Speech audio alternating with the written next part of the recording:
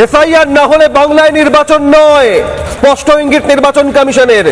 Republic Bangla exclusive, Republic Bangla exclusive. SIR না হলে বাংলায় নির্বাচন নয়, স্পষ্ট ইঙ্গিত নির্বাচন কমিশনের। মমতার কোনো জারিজুরি মানতে চাইছে না কমিশন। ডব্লিউবিসিএস অফিসারদের সাসপেনশন নিয়ে মারাত্মক চাপে নবান্ন।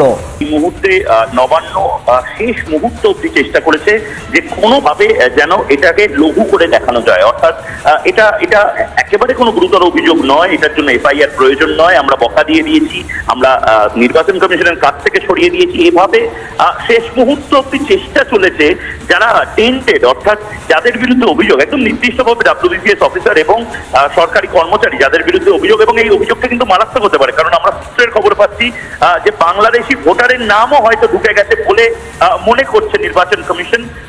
ডেড ভোটার অর্থাৎ মৃত ভোটার তাদের নামও থেকে যেতে পারে বলে এই মুহূর্তে আমাদের কাছে যা খবর আসছে। সুতরাং যে ব্যাপক কারচুপিটা হয়েছে ইলেকটোরাল রোলে, এবং নির্দিষ্টভাবে দুটো জায়গাতেই যদি এত বড় কারচুপি হয়, গোটা রাজ্যে কি কারচুপি হয়েছে। সুতরাং যার হাতে গোটা রাজ্যের ল অ্যান্ড অর্ডারের দায়িত্ব অর্থাৎ আইন শৃঙ্খলার দায়িত্ব রাজ্য সরকারের ভূমিকা নিয়ে কিছুটা অবাক করা একটা পরিস্থিতি তৈরি হচ্ছে।